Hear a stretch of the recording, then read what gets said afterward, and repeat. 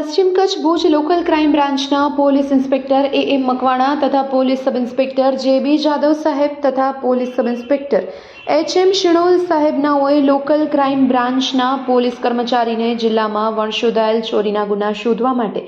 સૂચના આપી હતી। તે મુજબ લોકલ ક્રાઇમ બ્રાન્ચના police head constable Ranjitsinh Jadeja, Rajendrasinh Rathod, Jaydevsinh Jadeja, Divyarajsinh Jadeja તથા વિક્રમસિંહ ગોહિલનાઓ મિલકત સંબંધી ગુના શોધવા પેટ્રોલિંગમાં હતા। તે દરમિયાન રણજીતસિંહ જાડેજા તથા જયદેવસિંહ જાડેજા નાઓને સંયુક્ત રીતે બાતમી હકીકત મળી કે સમીર તાલબ ગોકલ રહેવાસી મદીનાનગર 2 ભુજવાડો હાલે પોતાના કબજાના રહેણાંક મકાન પાસે હાજર છે, જેણે શરીરે બ્લુ કલરનો શર્ટ તથા બ્લુ પેન્ટ પહેરી છે અને તેની પાસે હાલ ચોરી કે છળકપટથી મેળવેલ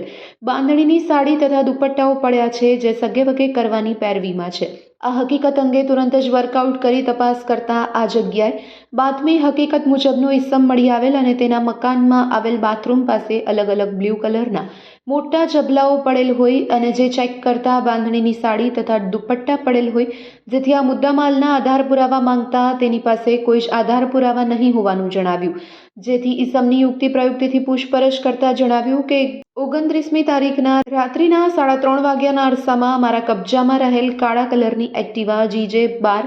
ER 1611 વાળીથી ભુજ મધ્યે ખાસરા ગ્રાઉન્ડ નજીક ફેમિલી મોલ પાસે આવેલ એક સાડી રંગાટના કારખાના પાસે ગયો અને તેની પાછળની બાજુ એક્ટિવા રાખી દીધી। તે કારખાનામાં ગેરકાયદેસર રીતે પ્રવેશી ઉપરથી તેમાં લાગેલ વીજ તારનું મેઇન કનેક્શન કાપી કારખાનામાંથી ચોરી કરી લીધી અને બાદ તે એક્ટિવા ઉપર આ જબલામાં બાંધણી તથા દુપટ્ટા રાખી મારા ઘરે રાખી દીધેલ હોવાની હકીકત જણાવી। જેથી આ અંગે ભુજ સિટી એ ડિવિઝન પોલીસ સ્ટેશનમાં ખરાઈ કરતા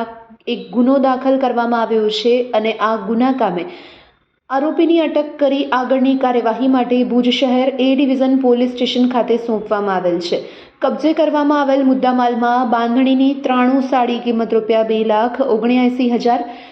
34 દુપટ્ટા કિંમત ₹68,000 અને એક્ટિવા કિંમત ₹30,000નો મુદ્દામાલ કબજે કરવામાં આવ્યો છે। પકડાયેલ આરોપી સમીર તાલબ ગોકલ છે। આ સમગ્ર કામગીરીમાં પશ્ચિમ કચ્છ ભુજ લોકલ ક્રાઇમ બ્રાન્ચના સ્ટાફના માણસો જોડાયા હતા।